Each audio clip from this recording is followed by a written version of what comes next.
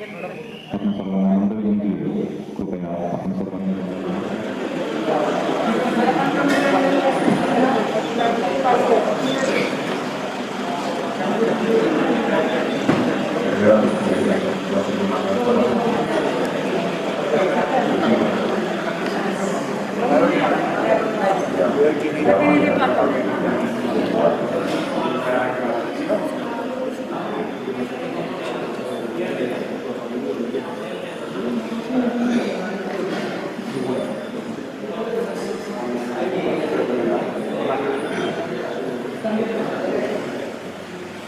कोई छोटी बॉटल कैसा सैनिटाइजर की छोटी छोटी मेरे ड्रॉअर में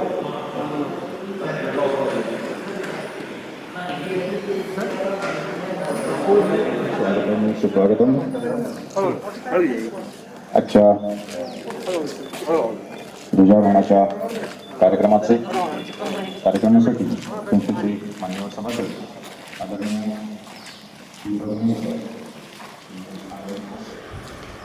काही स्वागत.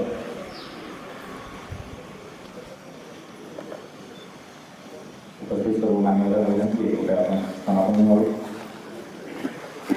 विद्याप्रतिष्ठान संस्थेच्या 48व्या वर्धापन आजच्या ध्वजारोहणाच्या कार्यक्रमाच्या अनुलग्न प्रसंगी उपस्थित संस्थेचे सर्व मान्यवर सभासद, सर्व महाविद्यालयांचे आदरणीय आचार्य, प्राध्यापक वर्ग, संस्थेच्या सर्व विद्यालयांचे आदरणीय मुख्याध्यापक, मुख्याध्यापिका, शिक्षक तसेच शिक्षकेतर कर्मचारी, आपण सर्वांचे विद्याप्रतिष्ठान संस्थेतर्फे मी तुझ्या सहर्ष स्वागत करीत आहे.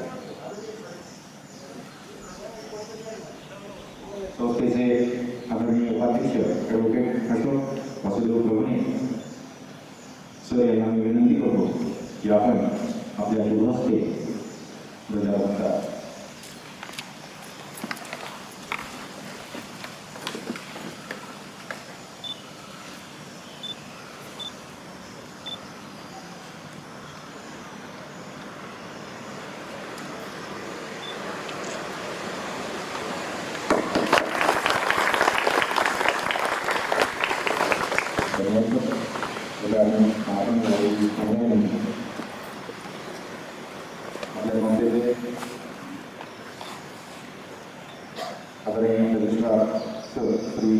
श्री कंबोज सर या ठिकाणी आपले मनोगत व्यक्त करतात.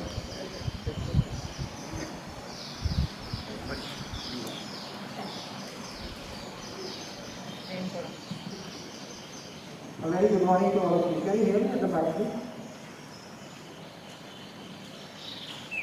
On the occasion of the 48th Convention Day, warm welcome to you and also all the best wishes from आणि मास्क करा, त्याशिवाय आवाज करेक्ट यायचा.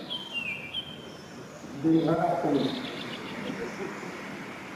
On the occasion of the 48th Convention Day of the University, we extend a warm welcome and all the best wishes to all the staff, the principals, the staff, the non-teaching staff. So thank you kindly. I am just taking 2 minutes. Actually, I would like to. We had a small little problem last night and a night before that. Because of the heavy rains, we had problems, especially in the architecture and engineering college building, and also the place behind the boys' hostel B. I just take this opportunity to thank that, as they all say, that when some problem arises, calamity arises, we all get together. So my special thanks on behalf of everyone, the management committee and everyone, to the staff who really worked tirelessly from day before yesterday, 10 o'clock night. And special thanks to, I would say, I will name them. We had a lot of contributions from Indian Parliament, Mr. Satish Parliament. We had a lot of contributions from our route, because it all started at about 10 o'clock at night. And it carried on till 2 o'clock. Because the water had seeped in, the water had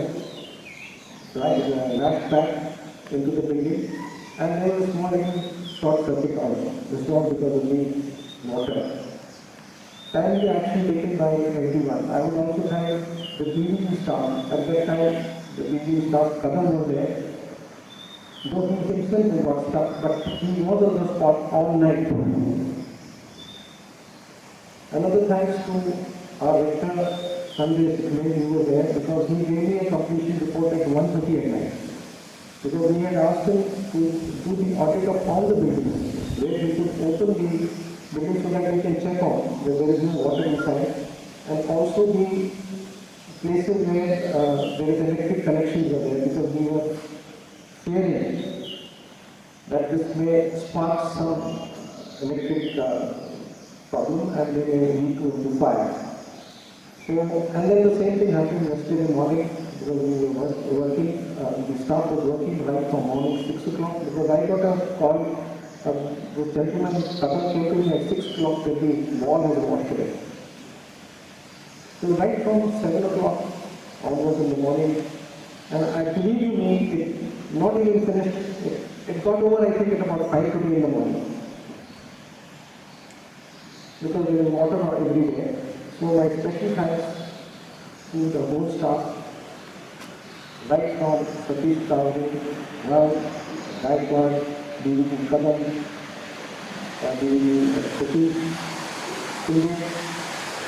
They were all there. And we have really worked hard. So therefore, my personal thanks to them, and we got the convention under control. This is what exactly I wanted to say on the foundation data.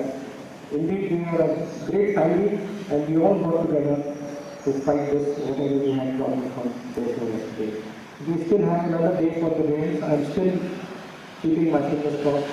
And I would request everyone, all of us, to keep our eyes and ears open so that nothing happens to the practice, the physical practice.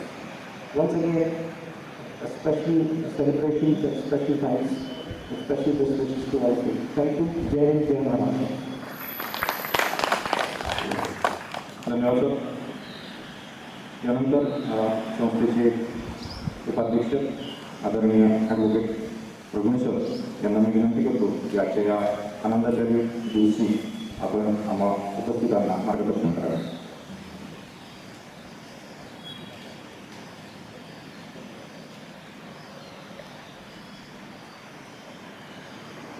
नमस्कार. संस्थेचे नवीन कमिटीचे सभासद कुमारी निलिमा गुजर, doctor Shah, registrar कांबोळे, सर्व प्राचार्य, शिक्षक, शिक्षकेतर वर्ग आणि सर्व उपस्थित बंधू होते. 48वा वर्धापन दिन आपण आज साजरा करत आहोत. प्रथम मी आपल्या सर्वांना या दिवसाच्या शुभेच्छा देतो. आपल्यापैकी काही जण इथं नवीन कदाचित असणाऱ्यांना सांगण्यासाठी फक्त अन्यथा सर्वांना माहितीच आहे की या संस्थेची स्थापना 1972 साली झाली आणि आज ही 48 वर्ष संस्था अतिशय उत्तम रीतीने कार्यरत आहे. या संस्थेचा नावलौकिक वाढीमध्ये आपल्या सर्वांचं फार मोठं सहकार्य आहे याची मॅनेजिंग कमिटीला कल्पना आहे. 72 साली बारामतीमध्ये एक बीजी घारे नावाचे ग्रस्त आता ते जिथे वीस स्कूल आहे तिथे ते प्रिन्सिपल होते. अकॅडमिक करिअर त्यांचं अत्यंत उत्तम होतं. हळूहळू ते BSc फर्स्ट क्लासच असायचे. मला माहिती असायचं कारण माझे वडील आणि ते दोघंजण एका वर्गात होते. झालेली कधी म्हणजे पहिला नंबर सोडला नाही असो, परंतु ते विनोद शेठ गुजर, निलिमा गुजर यांचे वडील स्वतः साहेब या सगळ्यांच्या त्या काळामध्ये लक्षात आलं की आपल्या परिसरातली मुलं बुद्ध्यांकाने काय कमी तशातला भाग नाही, परंतु या शहरी कॉम्पिटिशनमध्ये इंग्लिशच्या त्यांच्या कमकुवतीमुळे राहतात, काही प्रमाणात ते मागं पडतात. आणि म्हणून प्रथम इथं इंग्लिश मिडियमचं स्कूल असावं एवढीच कल्पना त्यांच्या मनामध्ये होती. पण त्या काळामध्ये ती फार मोठी होती. आणि या कल्पनेतून ते आणि त्यांचे इतर अनेक सहकारी त्यावेळेस होते. कुशालभाऊ चाचर असतील, आप्पासाहेब भोंगळे असतील आणि बरेच लोक होते. त्या इंग्लिशच्या तिथं 72 साली इंग्लिश मिडियम स्कूल सुरू झालं. आणि त्यानंतर साहेबांच्या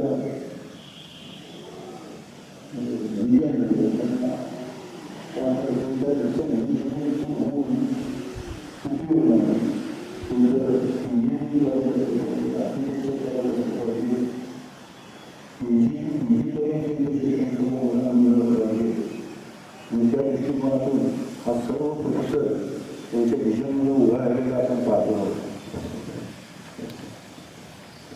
आपली मुलं खूप चांगल्या दर्जाने पास होत आहेत. आज खूप ठिकाणी ते कार्यरतही आहे आणि मुलं परदेशात आहे. त्या सर्वात आपल्याला अभिमान आहे. असंच या संस्थेचं नाव होते झालं यासाठी आपण सर्वांनी प्रयत्न करूया. आपापल्या कार्यामध्ये सुद्धा झोकून घेऊन काम करणं ही सुद्धा फार मोठी देशसेवाच आहे. त्याही बरोबर रोज पहिलीवर सकाळी जे चिंतन लागतं 6:25 मिनिटांनी असतं ते ऐकताना काल मला एक गांधीजींचा विचार सांगितला गेला. तो फार मोठा म्हणजे फिलॉसॉफिकल असा वाटला. ते म्हणत होते की तुम्ही मुलांना शिक्षण देता, शिक्षण द्या, दिली पाहिजे, मुलं ज्ञानी झाली पाहिजे हे करू. पण ज्ञानाचं अंतिम उद्दिष्ट हे सेवा असलं पाहिजे.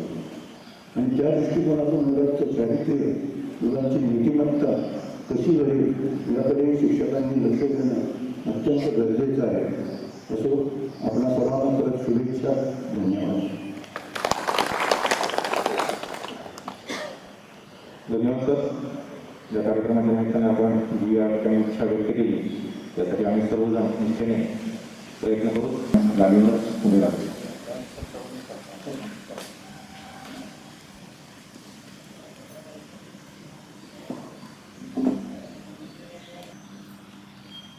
जय हिंद. आपल्या सर्वांना नम्र विनंती आहे. सर्वांचा कार्यक्रम या ठिकाणी संपूर्ण झालेला आहे.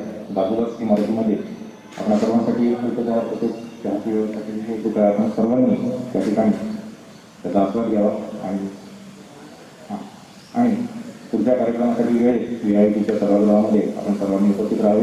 कृपया अल्पोपहार घेत असताना चहा घेत असताना आपण सर्वांनी सोशल डिस्टन्सिंगचे योग्य ते पालन करावे. धन्यवाद.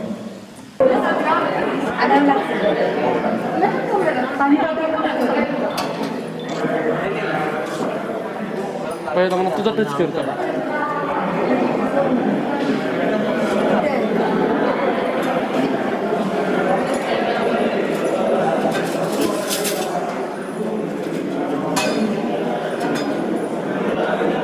खूप जणांचा टच होणार तुमच्याला आम्हीच दिलं पाहिजे.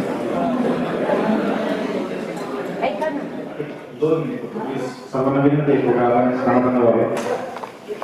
सर्वांना विनंती आहे कृपया आपण स्थानापन्न व्हावे. तुमच्या पोचलेलो आहोत आणि सर्व मान्यवर सभासदांच्या सूचनेप्रमाणे आपण पुढील कार्यक्रमास सुरुवात करीत आहोत. दिव्य धैर्य की ओर तपस्वी जीवन भर अविचल चलता है, जीवन भर अविचल चलता है. या काव्यपंक्तीप्रमाणेच वाटचाल करत स्वतःची एक वेगळीच ओळख निर्माण करणारी व आपल्या सर्वांसाठी मानाचा केंद्रबिंदू व अस्तित्वाची ओळख असणारी आपली विद्याप्रतिष्ठान संस्था आज जवळपास 50च्या उंबरठ्यावर येऊन ठेपली आहे. कवी वामन कर्डक यांच्या तांडा चालला या कवितेप्रमाणे सुमारे 48 वर्षांपूर्वी निघालेला तांडा त्यांच्या कवितेच्या वेळी आज प्रत्यक्षात उतरवताना आपण सर्वजण पाहत आहोत. समतेचा वाहिवारा ना पिळवणुकीला थारा, त्या नगरीच्या शोधासाठी नव्या माणसापाठी कांदा चालला, कांदा चालला. माणूस नवा घडवावा, हा लोक लढा लढवावा. माणूस नवा घडवावा, हा लोक लढा लढवावा. एकजुटीचा आवाज आमचा, आभाळ आता गाठी. कांदा चालला, कांदा चालला. अशाच प्रकारचे भविष्यातील आभार कवेत घेण्यासाठी आताच दीप प्रज्वलन करूया. भविष्याकडे जाणाऱ्या सर्व वाटा उजळून टाकूया. मी उपस्थित सर्व मान्यवरांना, मान्यवर सभासदांना विनंती करतो की आपण कृपया व्यासपीठावर येऊन दीप प्रज्वलन करावे.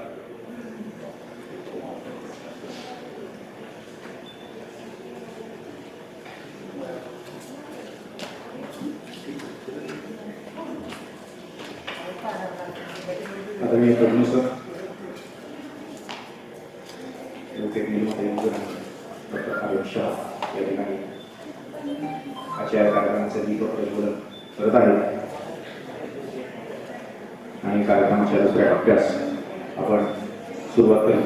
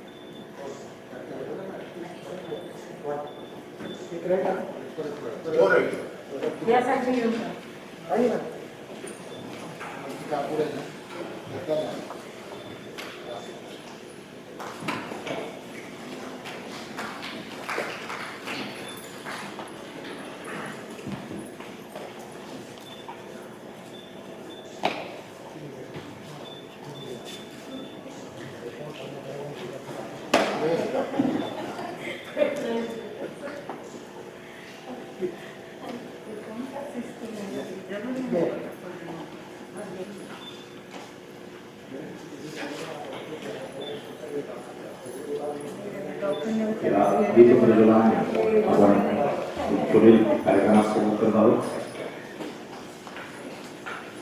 या क्षणी कवी श्री वसंत बापट यांची कविता मनाविषयी वाटते. आभाळाची आम्ही लेकरे काळी माती आई, जात वेगळी नाही आम्हा धर्म वेगळा नाही. श्रमगंगेच्या तीरावरती कष्टकऱ्यांची आमची वस्ती, नाव वेगळे नाही आम्हा गाव वेगळे नाही. इमाना आम्हा एकच ठावे, धाम गावीने काम करावे, मार्ग वेगळा नाही आम्हा स्वर्ग वेगळा नाही. माणुसकीचे अभंग नाते आम्हीच आमचे भाग्य विधाते, पंथ वेगळा नाही आम्हा संत वेगळा नाही. कोटी कोटी हे बळकट बाहू जगन्नाथ रथ ओढून नेऊ, आस वेगळी नाही आम्हा ध्यास वेगळा नाही. आस वेगळी नाही आम्हा ध्यास वेगळा नाही. अर्थातच आपल्या सर्वांचे आभार, आपल्या सर्वांची भाग्यविधाती आई, आपल्या सर्वांची आस आणि आपल्या सर्वांचा ध्यास म्हणजे आपली संस्था विद्या प्रतिष्ठान. आणि म्हणूनच या 48 वर्षात आपणही या संस्थेच्या सेवेत खारीचा वाटा उचलू शकलो, उचलत आहोत आणि संधी मिळेपर्यंत उचलत राहू. आपल्या सर्वांना माझी नम्र विनंती आहे, आपण आपल्या जागेवरूनच आपल्या या संस्थेसाठी जोरदार टाळ्यांचा गजर करावा आणि आपला संस्थेसाठी असलेला अभिमान. यानंतर आजच्या कार्यक्रमाचे प्रमुख पाहुणे यांचा परिचय करून देण्यासाठी मी डॉक्टर भरत शिंदे सर यांना विनंती करतो. प्राचार्य विद्या प्रतिष्ठानचे कला विज्ञान व वाणिज्य महाविद्यालय. सरांनी कृपया प्रमुख पाहुण्यांचा परिचय करून द्यावा अशी मी त्यांना विनंती करतो.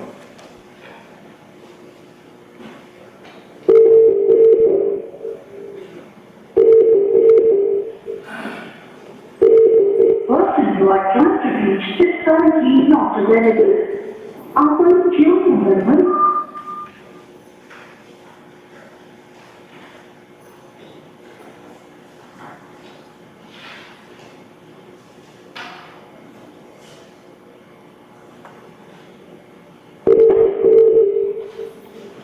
Hello. इथून हॅलो हॅलो गुड हां गुड सुरू करू sir. Okay okay okay So I will start with your introduction. Sure sure Thank you. नमस्कार. आजचे प्रमुख पाहुणे डॉक्टर विजय जोशी, विद्याप्रतिष्ठान संस्थेचे उपाध्यक्ष advocate Prabhune sir, advocate Nilimatai, doctor Rajiv Shah, तसेच संस्थेचे रजिस्ट्रार श्री कंबोज सर, संस्थेच्या सर्व शाळा व महाविद्यालयातील प्राचार्य, प्राध्यापक, शिक्षक व शिक्षकेतर कर्मचारी, आपणा सर्वांना मी प्रथम विद्याप्रतिष्ठानच्या 48व्या वर्धापन दिनानिमित्त शुभेच्छा देतो व डॉक्टर विजय जोशी यांचा थोडक्यात परिचय करून देतो. Doctor Vijay Joshi has worked as a joint director in charge at RUSA, राष्ट्रीय उच्चतम शिक्षा आयोग, and currently he is a chief consultant RUSA Maharashtra. He has worked very effectively and efficiently as the Dean of Science and Technology, University of Mumbai. Being a different thinker, he contributed to higher education policies. In addition to this, he has worked as the nominee of Honorable Vice Chancellor on the Academic Council, University of Mumbai. He was a member of Management Council in University of Mumbai and a member of Board of Examination and Finance Committee of University of Mumbai. The most prolific, our today's guest, Dr. Joshi, has worked on various governing bodies, local management committees of different colleges, and put a peculiar impression through his work. He has 40 years of teaching experience in UG and PG in zoology. He has worked as Vice Principal of Birla College and Head of the Department of Zoology. He was the Principal of KJ Somaiya College of Science and Commerce, Mumbai, which is autonomous college. Being different thinker, he is an able administrator.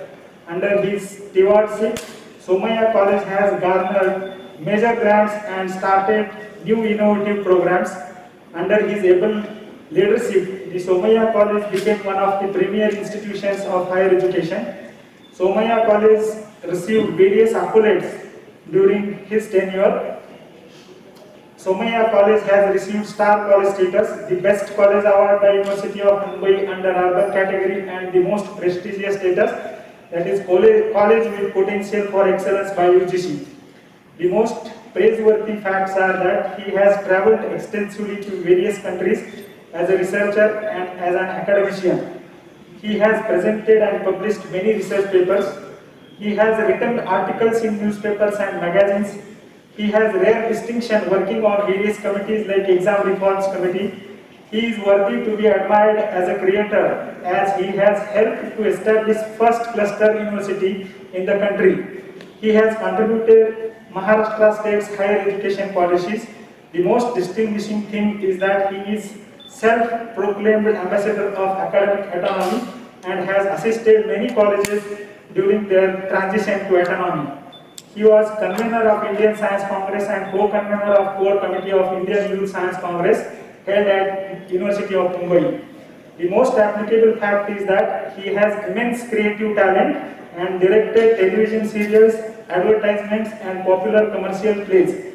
He plays and directorial effort has received various prestigious awards like Dinanath Mangeshkar Award consecutively for 3 years. He is known for his orator skills and delivered popular lectures on various subjects in prestigious conferences and Vakhyamalas. In addition to this, Dr. Joshi is an academician, an able academic administrator and unassuming creative person. In this great personality, there is unique blend of unimaginable talent and a strong desire to transfer the educational scenario in every respect. Now, may I request Dr. Joshi to address the audience? Sir माझापासून आभार. माझं हे संभाषण आपल्यापर्यंत मोबाईलच्या माध्यमातून पोहोचतंय. मी हैदराबादमध्ये आहे. हैदराबादमध्ये प्रचंड पाऊस होता आणि तिकडच्या सुद्धा इंटरनेट कनेक्शन सगळी बाद झालेली आहे. त्यामुळे मला वाटतं की मला संधी आपल्याशी संवाद करण्याची मोबाईलच्या माध्यमातून मिळते आहे. I think I congratulate the organization.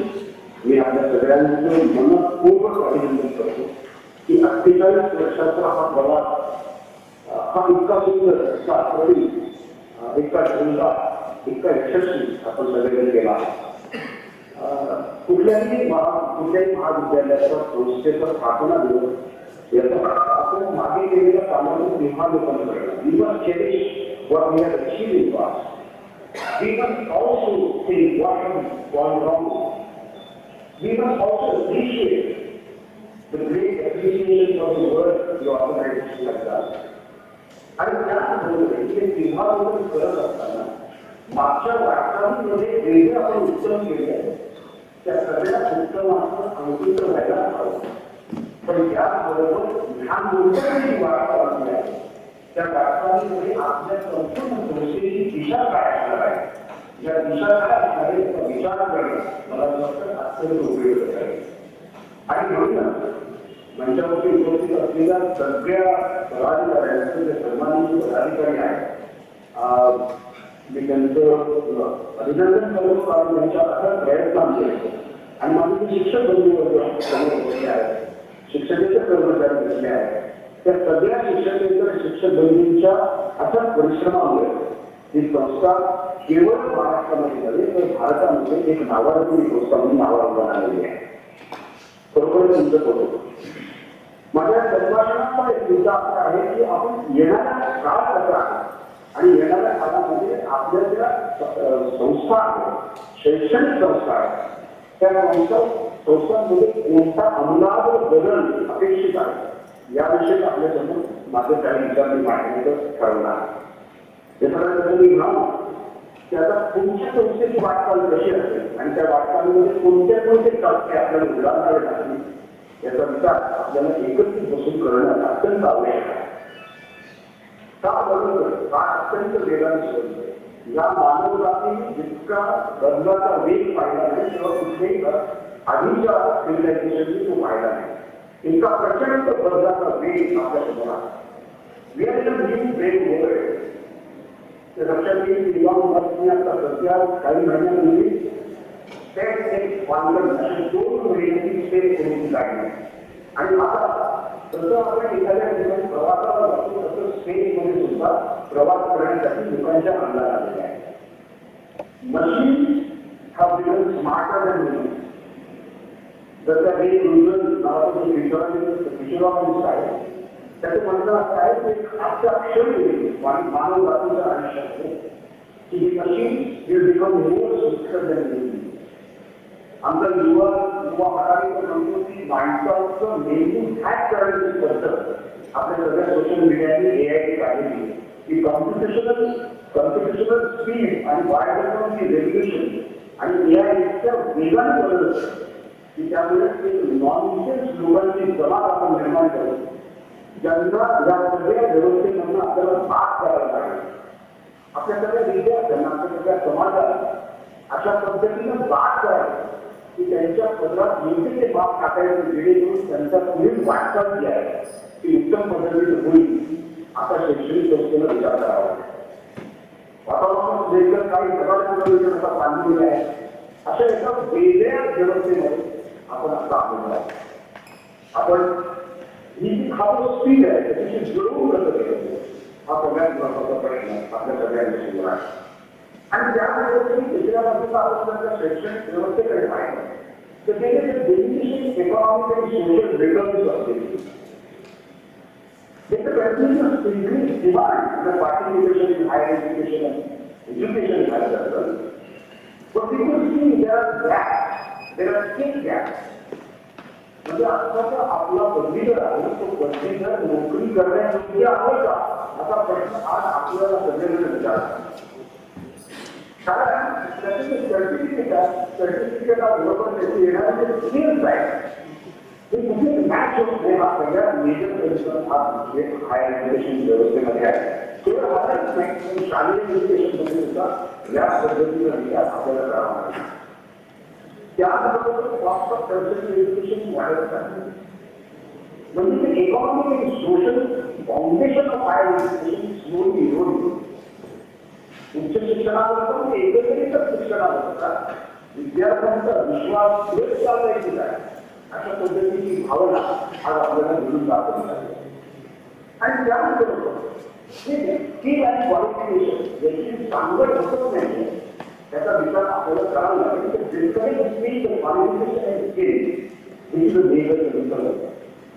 तुमचे एम्प्लॉयर नेहमी कंप्लेंट करतात की उच्च शिक्षणापासून जे स्किल अपेक्षित आहे ते आमच्यापर्यंत पोहोचत नाही. म्हणजे आपल्या व्यवस्थेमधून तयार झालेला विद्यार्थी हा कुठल्याही व्यवस्थेमध्ये काम करण्याचा लायकीचा होत नाही. आपण एक प्रॉडक्ट नॉट रोजची कंप्लेंट आहे. आणि त्यामुळे ग्रोईंग विश्वास क्वालिफिकेशन विश्वास आहे. आणि म्हणून आपल्याला फंडामेंटल शिफ्ट हायर एज्युकेशन मध्ये करायला लागेल. आणि ती फंडामेंटल शिफ्ट हळूहळू होते आहे. ती फंडामेंटल शिफ्ट अशी आहे की क्वालिफिकेशन मध्ये आपल्या लक्षात असेल गुगल, ऍपल आणि 12 मोठ्या कंपन्या आहेत. त्या कॉलेज डिग्री असणाऱ्या विद्यार्थ्यांना आता मोठ्या देतात. त्यांचं म्हणजे तुम्हाला काय आहे world want to know what you can do in what you know. तुम्हाला काय माहित आहे यापेक्षाही तुम्हाला जी माहिती आहे त्या माहिती करणारा तुम्ही काय करू शकता मला वाटतं हे महत्वाचं आहे. मग क्वालिफिकेशन डिग्रीवर विद्यार्थ्यांना आपल्याकडे एक पद्धत होती की लाईफ लॉंग लर्निंग. आपण असं म्हणत होतो की माणूस हा सदैव विद्यार्थी असतो. ही केवळ आपण वैज्ञानिक करत नाही. या डिजिटल जगामध्ये लाईफ लॉंग लर्निंग केवळ ग्लोबल सॉफ्ट आयडिया नाही, त्याची हार्ड रियालिटी आहे. याचं काय qualification don't last life time. आपल्याकडे शेतीचं एखादं स्किल आलं, आपल्याकडे एखाद्या वस्तूचं शिकवण्याचं स्किल आलं, आपल्याकडे गाडी चालवण्याचं स्किल आलं, आपल्याकडे कोणतंही स्किल आलं, त्याच्या स्किलच्या बेसिसवरती आपलं आयुष्य काढण्याची आपण बोलू शकत होतो. परंतु आज जे आपण स्किल आहे ते तात्काळ ऍक्शन होत आहे. आणि स्किलचं जे शेल्फ लाईफ आहे ते कमी कमी होत आलेलं आहे. आणि त्यामुळे आपल्याला जे स्किल आहे अनबंडनिंग ऑफ द डिग्री अशा स्वरूपामध्ये आज एज्युकेशनचा विचार जगभरामध्ये होतो. तर ही गॅप आहे between the learning activities of the employer ती भरून काढण्यासाठी एक प्रॅक्टिकल प्रोग्राम आता सध्या सुरू झालेला आहे. म्हणजे micro crack certification, micro degree, micro master, micro training, digital direct, micro credential. कारण जग इतक्या वेगाने बदलत आहे की नवतंत्रज्ञान आत्मसात करण्यासाठीचा वेळ आपल्याला तो आवडी नाही. त्यामध्ये मायक्रो सर्टिफिकेशन, मायक्रो डिग्री अशा पद्धतीची व्यवस्था संपूर्ण जगामध्ये चालू आहे. So higher education qualification now has to compare with the chaos of education. आज तुम्ही कुठल्याही शिक्षण स्तरावरती काम करत असाल तर आपल्याला प्रोजेक्ट मॅनेजमेंटचा कोर्स करावा लागतो. Instead of going for a college to get a job, now people are going to job to get a degree.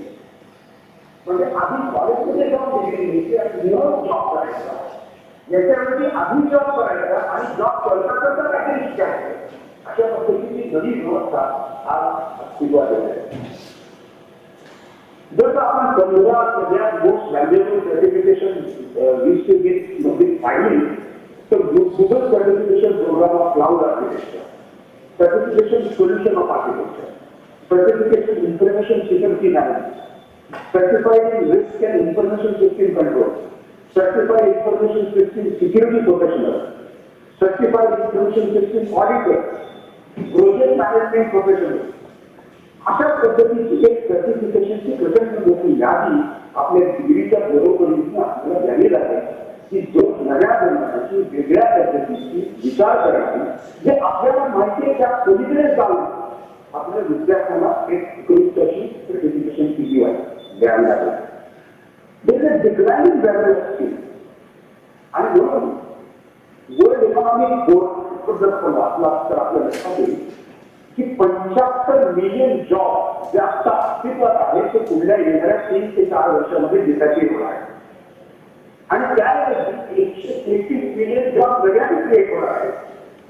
त्याची 30 आजच्या विद्यार्थ्यांचे नाही. म्हणजे जे नव्याने क्रिएट होणारे जॉब आहेत त्याची स्किल आपल्याला आजच्या विद्यार्थ्यांना घ्यावी लागेल. आपल्याला फक्त माहिती लागतं नवीन येणाऱ्या जॉबची यादी जर आपल्याला वाचून दाखवली की robot manufacturing and service management, raw material management, big data AI scientist, artificial bodies manufacturing, e sport education, private service for rich, deep workers, cyber security and private data protection, Airtel and life management, real estate development, ही सगळी यादी येणाऱ्या 5 वर्षामध्ये येणाऱ्या जॉबची आहे. जे आता अस्तित्वात नाही आहे पण येत्या काळामध्ये ह्या पद्धतीचे जॉब अस्तित्वात येणार आहे. मग जर आत्ता जो खेळ आपल्या वर्गामध्ये शिकतोय त्याला त्यांना रेलिव्हंट राहायचं असेल, या येणाऱ्या जॉबसाठी तयार करायचं असेल तर आपल्याला संपूर्णपणे वेगळा विचार करावा लागेल. Every percentage need to reflect 42% of the skill set. म्हणजे 50% आपण जे शिकलो ते आपल्याला तात्काळ 8 महिन्यात बदलावं लागेल, सातत्याने बदलावं लागेल. म्हणजे skills are new currency and learning is a new opportunity. नवं स्किल ही new currency होणार आहे आणि नवं learning हा नवा opportunity होणार आहे आणि त्या पद्धतीने आपल्याला तंत्रज्ञानाशी फोन घ्यायला लागणार. आपल्या सगळ्या व्यवस्थांमध्ये टेक्नॉलॉजी कारण 10 वर्षात जे प्रोडक्ट चेंजेस झाले नाही गेल्या 10 वर्षात झाले तेवढे 10 वर्षात झाले आणि हे चेंजेस त्या सगळ्या टेक्नॉलॉजी केलेले आहेत. त्यामुळे आपल्याला संपूर्ण टेक्नॉलॉजी आपल्या सगळ्या व्यवस्थांमध्ये आलेली आहे.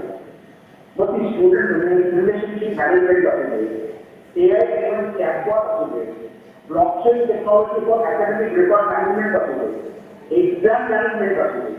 आता तर आपण ऑनलाईन परीक्षा घेतली की टेक्नॉलॉजी बेस्ड सॉफ्टवेअर सिस्टीम वरती असायची.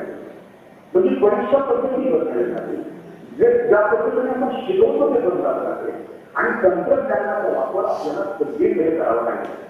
आता फक्त सायन्स, टेक्नॉलॉजी, इंजिनिअरिंग आणि मॅथमॅटिक्स याला बोलून सांगणार नाही तर सायन्स, टेक्नॉलॉजी, इंजिनियर, आर्ट आणि मॅथमॅटिक्स म्हणजे कला ऍक्च्युअली याला सुद्धा खूप जास्त महत्व येणाऱ्या काळात होणार आहे.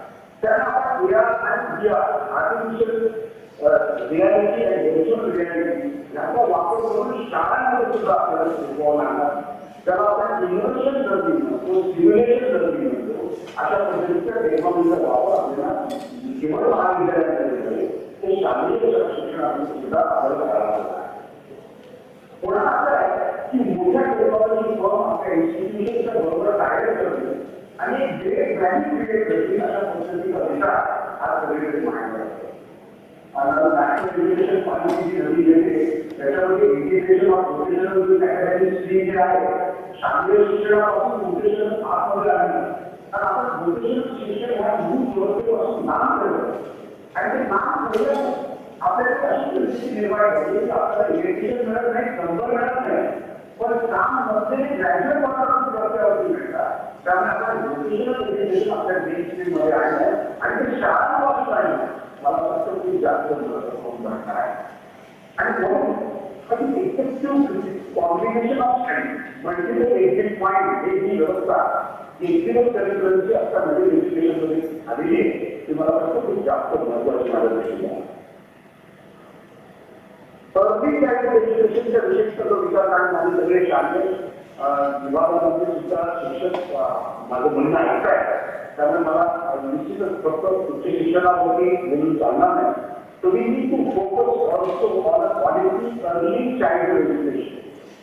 याचा अर्थ जर आपण मेंदूच्या विकासाचा विचार केला तर 3 ते 6 वर्षांमध्ये मेंदूची सगळ्यात जास्त प्रगती होते आणि या काळात असणारे इनपुट आपल्या दृष्टीने खूप महत्वाचे आहे.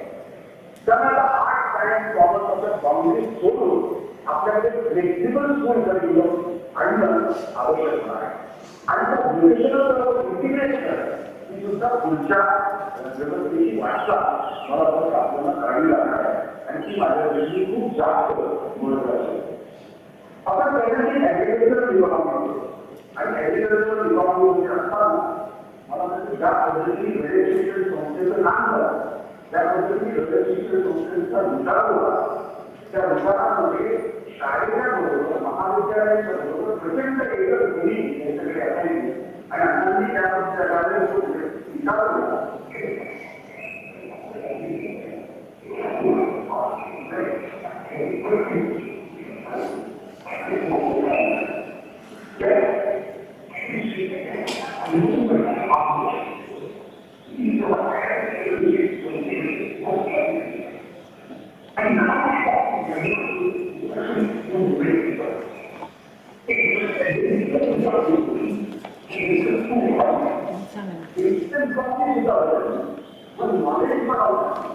आणि नॉलेज इकॉनॉमी सुद्धा होतं आता इनोव्हेशन इकॉनॉमी आली आहे आणि या इनोव्हेशन इकॉनॉमीमध्ये मला वाटतं आपण ज्या पद्धतीने विचार करतो ज्या पद्धतीने शिक्षणाचा विचार करतो तो विचार आपल्याला पूर्णपणे बदलावा लागणार कारण इनोव्हेशन जोपर्यंत भारत करत नाही इनोव्हेशन मुवमेंट जोपर्यंत करत नाही आणि म्हणूनच मला असं वाटतं शिक्षकांचं अभिनंदन करावं लागतं की त्यांनी आपल्या याच्यामध्ये मला इनोव्हेशन इकॉनॉमी ही ज्या पद्धतीने आपण स्टार्टअप इकॉनॉमीबद्दल बोलतो त्याची मूर्तभेट आपल्या महाविद्यालयामधून इंजिनिअरिंगच्या महाविद्यालयामधून सुद्धा रोवली गेलेली आहे त्याला अजून व्यापक स्वरूप आपल्याला द्यावं लागलं आहे कारण त्याला फ्युचरचं सर्वायवल एखाद्या विद्यार्थ्याला सांगितलं what is the survival skill of the future तर critical thinking and problem solving आहे collaboration across the network activity and adaptivity व्यवस्थित जुळून घेणं ही पण चांगला असणार आहे स्वतः इनिशिएटिव्ह म्हणून काहीतरी करणं जी कुठल्या तरी व्यवस्थेमध्ये काम करत नाही तरी तिचा मालक आहे अशा भूमिकेतून त्या संस्थेमध्ये काम करणं आणि तिथे इन्व्हेस्टमेंट दिलं लिखित ओरल रिटन कम्युनिकेशन आणि ओरल कम्युनिकेशन उत्तम असतं आपल्याला माहितीचं अॅनालिसिस चांगल्या पद्धतीने करता येईल जी क्युरिओसिटी आणि इमॅजिनेशन याला खूप जास्त महत्व आलेलं आहे आणि त्यामुळे कॉम्प्लिकेटेड फ्लेक्सिबिलिटी महत्वाचं आहे कारण आपण डिस्टर्बिंग टेक्नॉलॉजीच्या जमान्यामध्ये आहोत big data automated artificial intelligence सुरुवातीला म्हणतं internet of things wire technology technology near autonomous vehicle next generation energy storage आणि 3D प्रिंटिंग अशा पद्धतीचे वेगवेगळे डिस्टर्बिंग टेक्नॉलॉजी आलेले आहेत त्याला इंडिव्हिज्युअल अचिव्हमेंटपेक्षा विद्यार्थ्यांनी एकत्रित येऊन काम करणं याला फार मोठं महत्व आलेलं आहे so it is not individual achievement जो आपल्या महाविद्यालयाच्या बाहेर एक मॉडर्न रोल असतो मॉडर्न रोल आवश्यक असतो वेब वॉज रायटिंग 99% हा पहिला त्याला 99% मिळाले तुला 98% मिळाले याच्याऐवजी इंडिव्हिज्युअल अचिव्हमेंट आहे आपल्याला कोलॅबरेशन सेलिब्रेट करावं लागणार आहे स्पेशलायझेशन जे आहे प्रॉब्लेम सॉल्विंग अबिलिटी कधी लागतं आणि म्हणून मला एज्युकेशन पॉलिसीमध्ये मल्टीडिसिप्लिनरी लर्निंगवरती खूप जास्त बरं लागलेलं आहे कुठलाही आपला प्रोजेक्ट आपण रिस्क सोडून करत असतो केवळ रिस्क अवॉइडर करून चालणार नाही कारण कोणत्याही नाविन्यपूर्ण उत्पादन हे ट्रायल केलं नाही असतं आणि फेल्युअर हा मूळ भाग असतो जितक्या अधिक वेळा फेल्युअर होईल तितक्या अधिकाधिक प्रोजेक्ट चांगलं करणं होऊन जाणार आहे त्यामुळे आपण रिस्क अवॉइडन्सच्या ऐवजी ट्रायल केलेलं आहे फक्त नॉलेज कंझ्युम वर्गामध्ये करावं लागणार नाही तर आपल्याला नॉलेज क्रिएट करावं लागणार आणि विद्यार्थ्यांची आंतरिक कृती आहे त्याला इंट्रिन्सिक मोटिवेशन म्हणतात तुला चांगले गुड मिळते म्हणून तुझी चांगले दर्जाचं सर्टिफिकेशन मिळायला चांगली नोकरी मिळेल म्हणून तुझी हे सगळं आपण एक्सट्रिन्सिक मोटिवेशन आता आपल्याला इंट्रिन्सिक मोटिवेशन मध्ये अधिक महत्त्व लागणार की त्याची क्युरिओसिटी काय त्याचं इनोव्हेशन काय म्हणजे भावाचं प्रमाण चालणार नाही तेव्हा रिडिक्यूल करू You have to listen to it. You have to listen to their ideas. You have to listen to their creative ability. You have to give them some pat on the back on the creative, different thinking. Because त्यांच्या मनामध्ये जो विचार चाललेला आहे ते तुला काय करते याची विचार शिकवण्याला कधी होते का असा विचार आपण करायला आपल्याला त्याचा विचार ऐकावा लागतो आणि जर त्याच्यामध्ये काहीतरी चांगली भूमी असते चांगल्या पद्धतीची क्रिएटिव्ह आयडिया असते तर मला वाटतं त्याला आपल्याला सहकार्य करावं लागणार आपला प्रयत्न करा.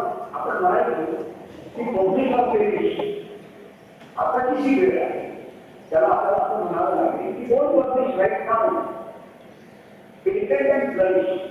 मला फक्त अशा पद्धतीचा वेगळा विचार ना केवळ शालेय विद्यार्थ्यांसाठी ना केवळ कॉलेजच्या विद्यार्थ्यांनी. So we need to create innovators in our classrooms, in our school classrooms, in our college classrooms.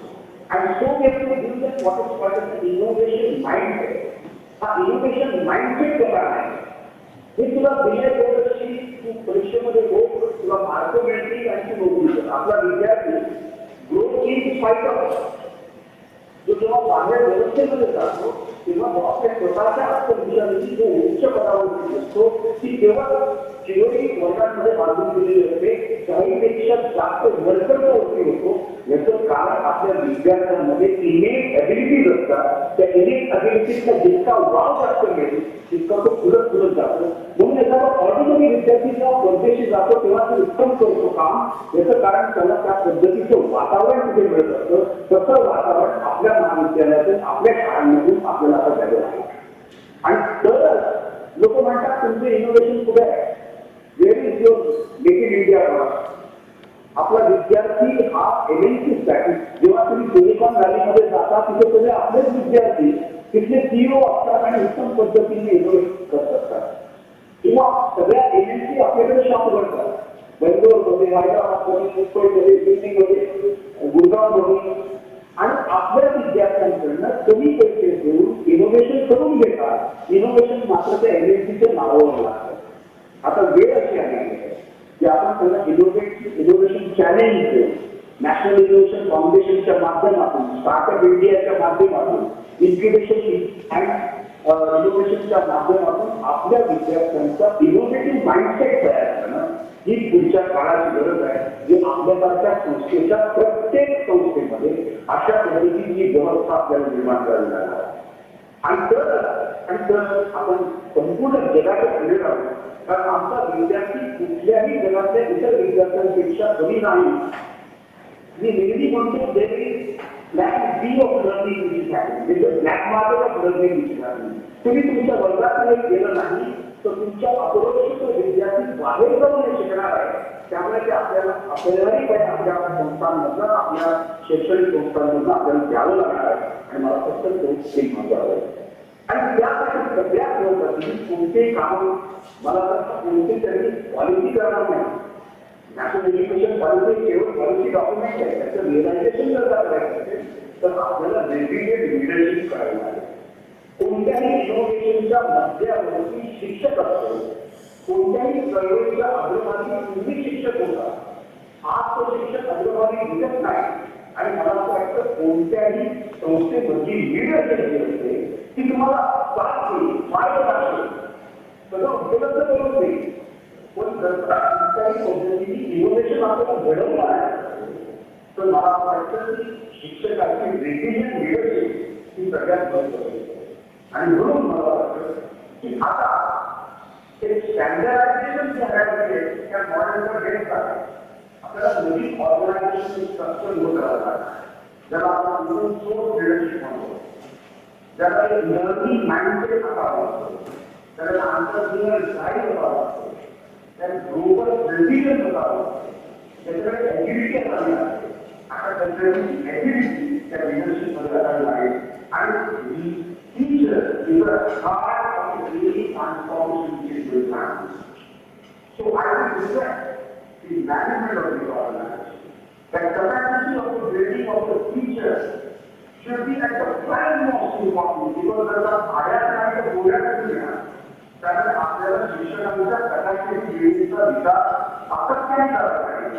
आणि ती एकाची ट्रेनिंग नाही ज्याला आपण ओरिएंटेशन कोर्स, जनरेशन कोर्स म्हणतो. त्या जगामध्ये काय चाललंय त्याचं ओरिएंटेशन घ्या. त्यांचे डोळे फार उघडतील, त्यांचं विजन मोठं होईल अशा पद्धतीचा अनुभव आपल्या शिक्षकांना मिळेल. आणि त्यांच्या माध्यमातून हे सगळे जे बदल आहेत ते घडवून आणणं मला खूप जास्त महत्त्वाचं आहे. The teacher has been specifically giving leadership, and work together. It will produce a synergetic effect, and nothing can stop that organization to become the greatest organization. So I wish whether it is a teacher who is far more important than anything else in organization. And so the capacity of a teacher is a changing world. Because it is prime important and every organization should keep such budget aside for the capacity of the teacher. Because he is going to drive the change which you want in the organization. So we need to expand the humanity potential for a better world. Education is OGC, where you have to change the assessment, you have to change the way we assess students, you have to change other शाळांमध्ये report card दिल्यापासून ते आपल्याला जातात. इथे फक्त विषयांची यादी आणि किती मार्क मिळाले अशा पद्धतीचे बदल करणार त्या विद्यार्थ्यांचा बारीक विचार करून त्याच्यामध्ये होणाऱ्या योग्यतेमध्ये बदल आपल्याला नोंदवावे लागतील आणि त्यासाठी वेगळ्या पद्धतीचा एक आपल्याला इव्हॅल्युएशनमध्ये तयार करावा लागतो.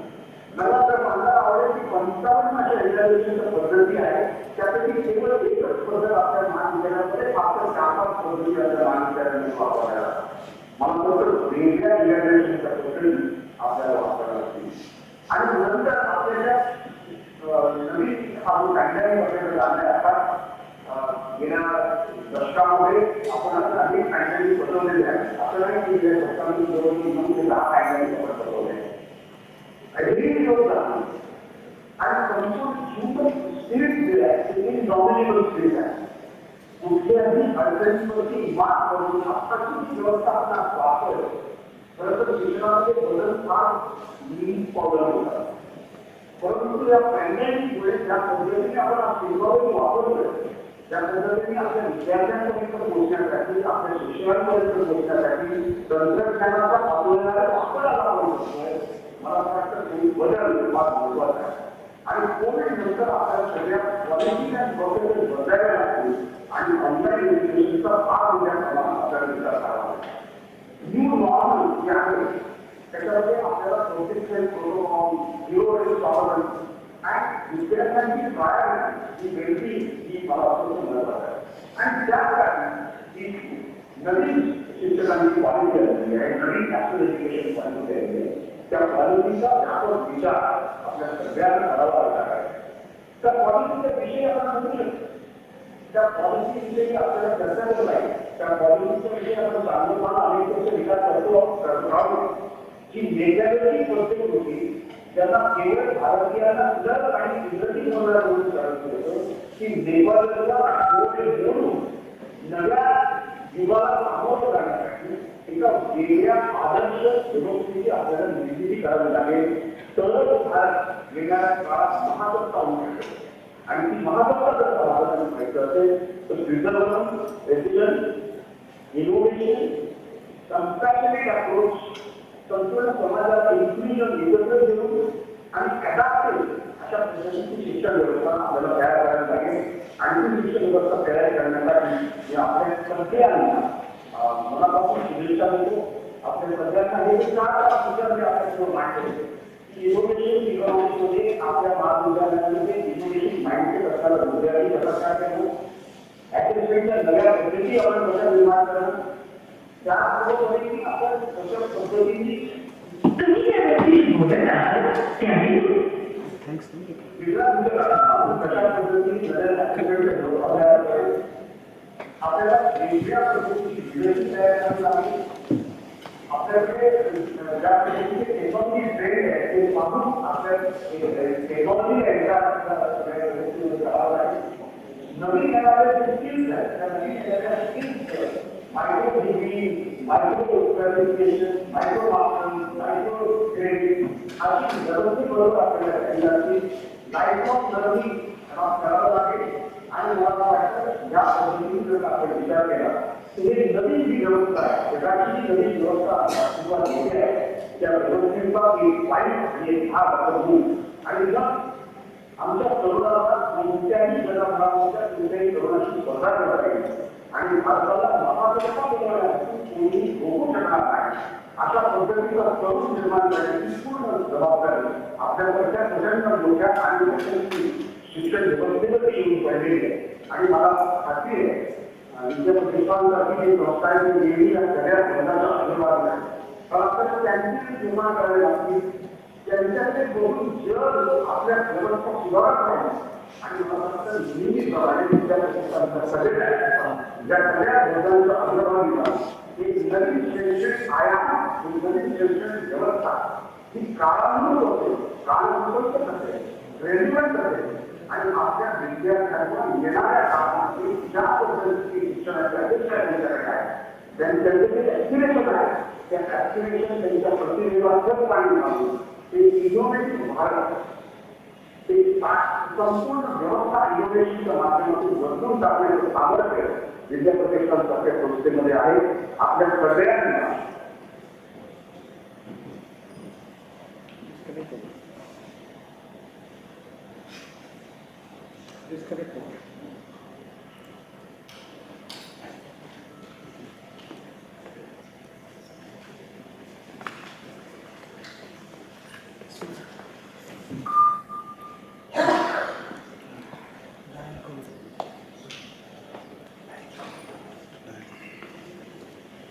All circuits are ready now. Please try again later.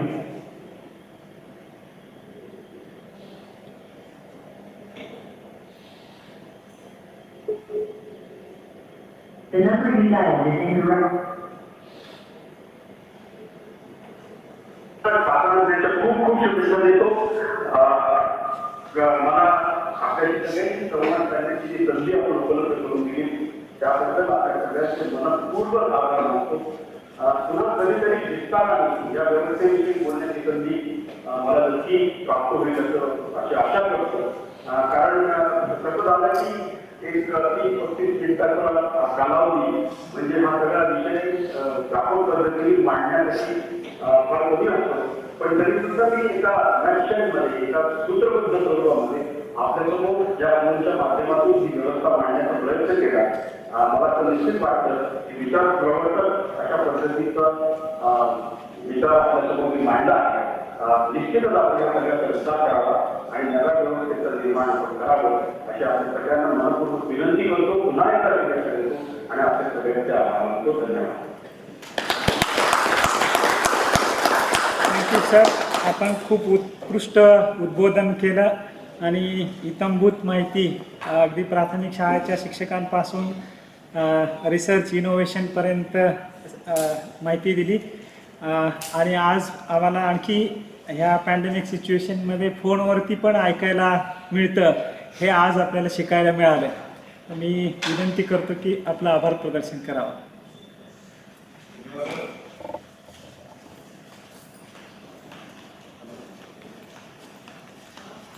आजची विद्यार्थ्यांची सद्यस्थिती, विद्यार्थ्यांचा सर्वांगीण विकास, उच्च शिक्षण, शिक्षण पद्धतीची अवस्था, भविष्यातील योजना, नवतंत्रज्ञानाचा अभ्यास व स्वीकार, नवीन प्रकारच्या नोकऱ्या.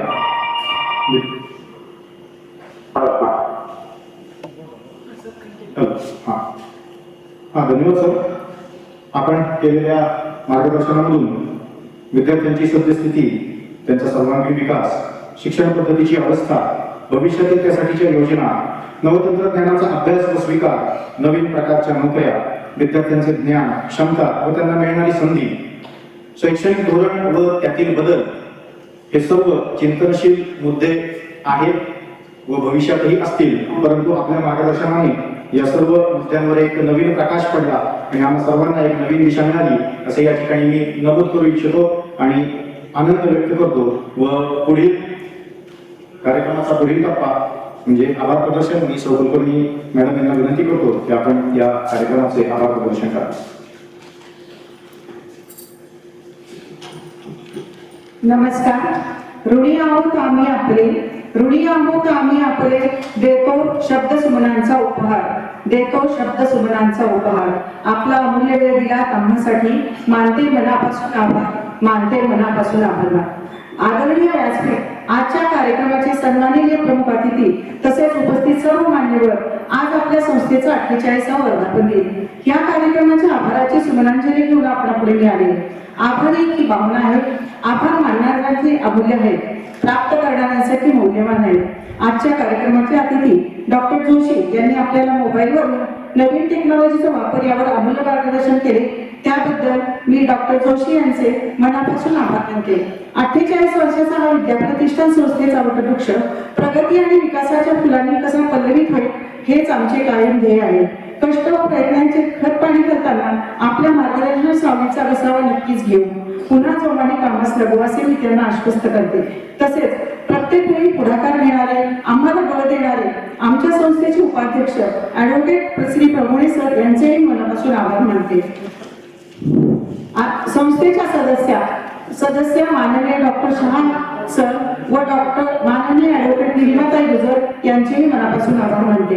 आम्हाला मार्गदर्शन करणारे संस्थेचे रजिस्ट्रार माननीय श्री कांबोज सरांचेही आभार मानते. आजचा कार्यक्रम पार पाडण्यासाठी मोलाचे सहकार्य करणारे लॉ कॉलेजचे प्राचार्य श्री भट सरांचेही आभार.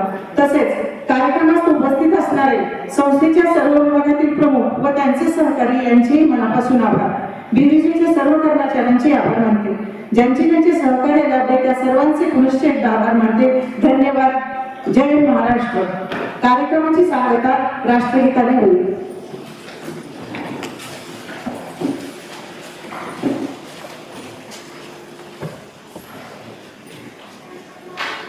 भारत माता की